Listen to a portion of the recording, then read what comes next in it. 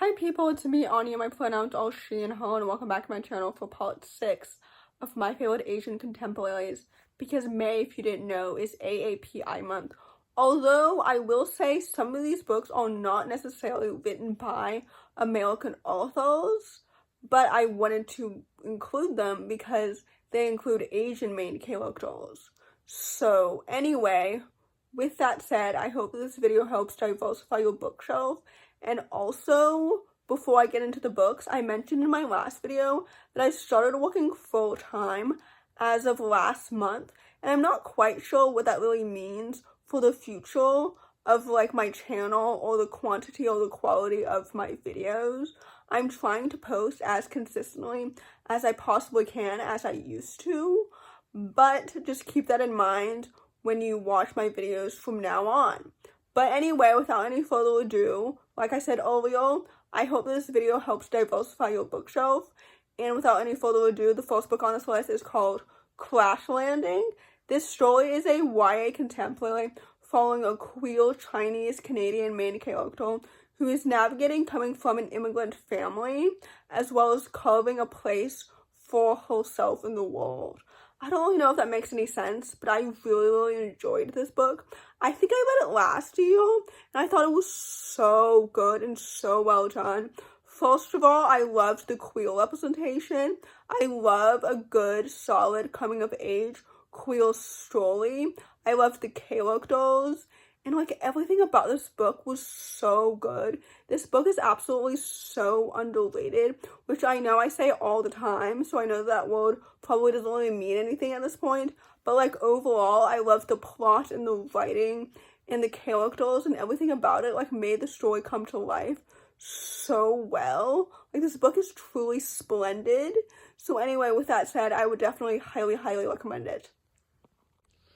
The next book on this list is called Stay With My Heart. This story is a YA contemporary following a Bangladeshi main character who accidentally sabotages an up-and-coming band, and while she tries to make up for her mistake, she also falls for the lead guitarist. Does that make any sense? This book was absolutely so good, and it was so fantastic. I loved the characters and the friend group, and like literally every single element of this story was so well developed and so well paced. I'm so excited for the author's next book, which I believe comes out next month. I have to film my June TBR soon. I keep going back and forth about whether or not I'm going to film one, but I think I am. But anyway, this book was so good. I loved the characters and the mental health representation and the romance and the friendships and the plot and the writing, and like this book is so good. It is so fantastic, and it has so much heart and hope, and just everything was so good and just so well written. Literally, like, I love this book so much. But anyway, with that said, I would definitely highly recommend it. The next book on this list is called The Notes. This story is a YA contemporary following a Chinese-American main character at a performing arts school under the tutelage of a new piano teacher. This story is absolutely so excellent, and it's so well done. If there's one thing about me that I absolutely love seeing portrayed in books, it's like musical elements. And I think it's because I grew up with taking piano lessons. Basically, I took piano lessons all throughout school, so basically from age 5 to age 18, and I think that classical music is so cool, and it's so innovative, and frankly, in this day and age, it's so underrated. But anyway, with that said, I loved the setting of a performing arts school. I loved the characters and the friendship and the Asian representation. Like, everything about this book was so well written and so well done. About to start the author's next book, which was on my April TBR, and I'm so excited to read it because this book was absolutely so fantastic and so well done, and I truly was hooked from the beginning to the end, and everything about it was so good. So anyway, with that said, I would definitely highly recommend it. The next book on this list is called True Love and Other Impossible Odds. This story is a YA contemporary following an Asian sapphic main character who's a college freshman and basically she invents a class algorithm that matches everybody with their perfect romantic match, only to have everything that she's ever known about love thrown into question, which I absolutely love. Like I said earlier, I love reading coming-of-age stories, and I love reading books about main characters who discover new things about themselves, especially if it contradicts everything they've ever known, because I feel like when you turn a new corner, it's like so cool and so inventive, and also it utilizes the fish out of water trope, which I absolutely love because it's one of my favorite tropes, and it just feels so realistic in a contemporary coming-of-age story, especially when you're a college freshman, just experiencing and discovering all sorts of new things about the world, about yourself, etc., etc. But anyway, I digress. Basically, this book was absolutely so excellent, and it's so well done. I loved the characters, the sapphic romance, the family relationships were absolutely so excellent and so well written. Christina Lee is truly a genius, and like, she is so talented. I loved the queerness and the characters and the plot and the friendship and the academic setting and literally everything about this book. If you didn't know, this book was one of my favorites last year, and I rated it 5 stars because I absolutely loved it. So anyway, with that said, I would definitely highly, highly recommend it. The next book on this list is called 18 Roses. This story is a YA contemporary following a Filipino main character who's getting ready for her debut, which has been planned behind her back, and also navigating like family expectations. This book is absolutely so fantastic, and it's so good. A debut, if you didn't know, in Filipino culture, if I'm not mistaken, is like a coming-of-age party, like a sweet 16, because she's becoming an adult for the first time. This book is absolutely so good, and I just really, really enjoyed it so much. It's like brimming with like heart and hope and everything, and it's so good.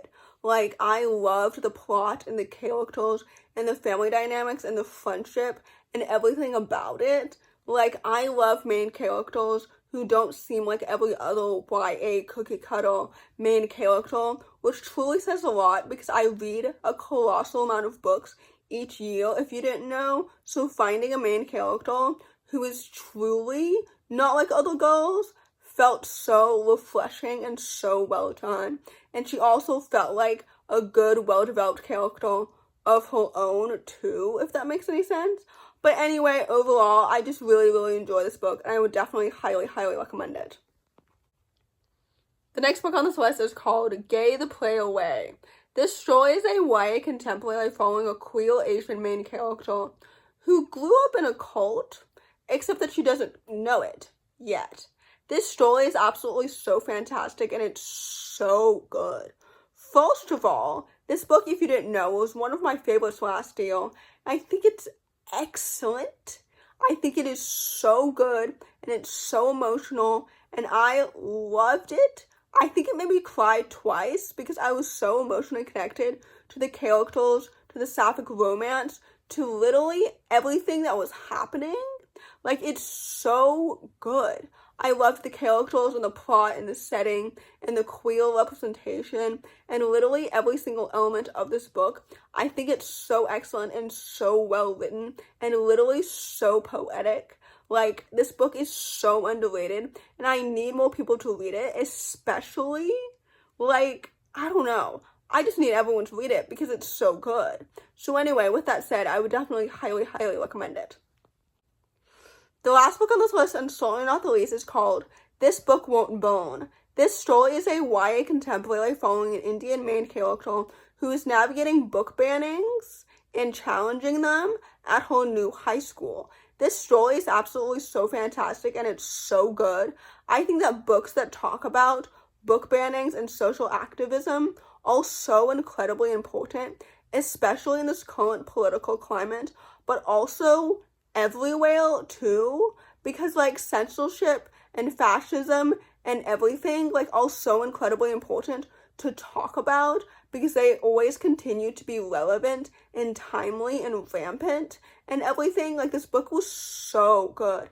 I love the characters and the topics and the plot and everything. I remember when I first started hearing about book bannings, and I thought to myself naively that they didn't really impact me because they tend to happen lots in public schools. And since I never attended a public school in my entire life, technically they never really impacted me, but I think that they're so important when talking about them because they impact so many people.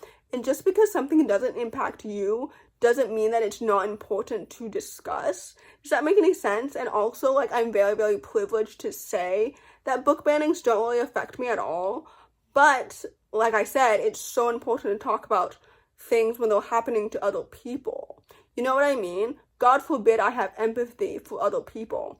But anyway, all that to say, this book is absolutely so fantastic, and it's so good, and it's so well written. So anyway, with that said, I would definitely highly, highly recommend it.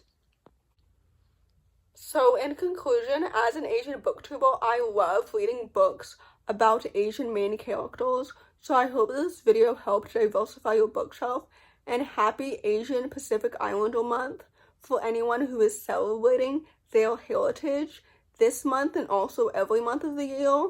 But anyway, in conclusion, if you enjoy this video, please don't hesitate to give it a big thumbs up. Comment down below the bunny emoji if you made it all the way to the end of the video. Thanks for watching. Subscribe to my channel if you're new, and I'll see you in my next video.